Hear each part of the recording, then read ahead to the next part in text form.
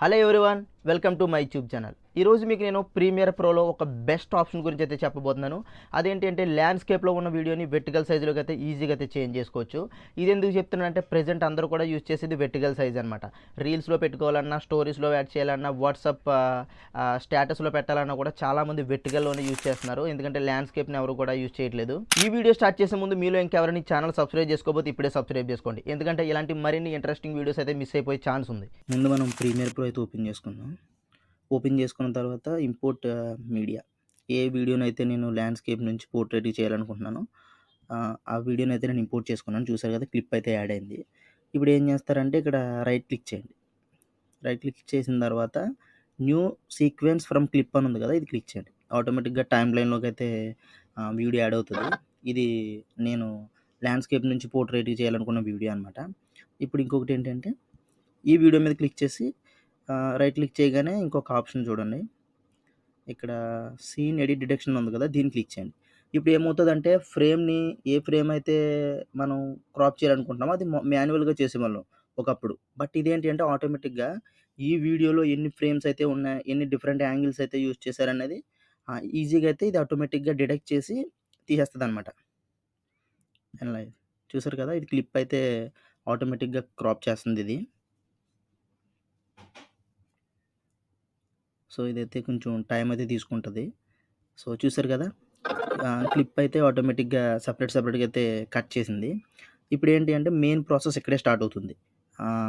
ఎందుకంటే చాలామంది ఈ క్లిప్ మీద క్లిక్ చేసి ఆటోమేటిక్ సీక్వెన్స్ని అయితే యాడ్ చేస్తున్నారు.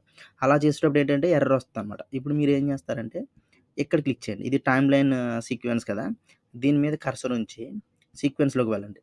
వెళ్ళిన తర్వాత ఇక్కడ చూసారు కదా, ఆటో రీఫ్రేమ్ సీక్వెన్స్, దీన్ని క్లిక్ చేయండి. ఇక్కడ కొన్ని సైజెస్ చూపిస్తుంది అనమాట, మనకి ఏ సైజ్ కావాలి అనేది. నాకైతే ఇది రీల్ సైజ్ కావాలి కాబట్టి వెర్టికల్ 9:16 క్లిక్ చేసి క్రియేట్ కొట్టండి. అప్పుడు ఏంటంటే ఆటోమేటిక్గా కింద చూసారు కదా, ఇక్కడ మీకు కింద కనిపిస్తుంది ఫ్రేమ్ అనేది ఆటోమేటిక్గా రీసెట్ అవుతుంది అనమాట. ఇక్కడ సైజ్ మారింది, అలాగే ఫ్రేమ్ బై ఫ్రేమ్ వస్తుంది. చూసారు కదా, ఫ్రేమ్ అయితే మనకు కావాల్సినట్టు చేంజ్ అయిపోయింది అండ్ పర్ఫెక్ట్గా అయితే వస్తుంది. చూసారు కదా, ఎండింగ్ కూడా అది ఆటోమేటిక్గా ఇదే ఎడిట్ చేసింది, నేనేమీ టచ్ చేయలేదు. కొంతమందికి డౌట్ ఏంటి అంటే ఒక్కొక్క ఫ్రేమ్లో నాకు ఈ ఫ్రేమ్ ఉంది, ఈ ఫ్రేమ్లో అమ్మాయి కనిపిస్తుంది, అబ్బాయి కనిపించాలన్నప్పుడు ఏం చేయాలి అంటే చూడండి, ఇక్కడ క్లిక్ చేయండి. ఇక్కడ క్లిక్ చేసిన తర్వాత ఇక్కడ ఎఫెక్ట్స్ కంట్రోల్లోకి వెళ్ళండి. వెళ్ళిన తర్వాత ఆటో రీఫ్రేమ్ అని ఉంది కదా, దీన్ని హైడ్ చేయండి. అప్పుడు ఏమవుతుందంటే ఇది ఆటోమేటిక్గా కాకుండా మాన్యువల్ మోడ్లోకి వచ్చేస్తుంది. ఈ క్లిప్ ఒకటే, అన్ని క్లిప్స్ కాదు, ఈ క్లిప్పే సెలెక్ట్ అయింది కదా.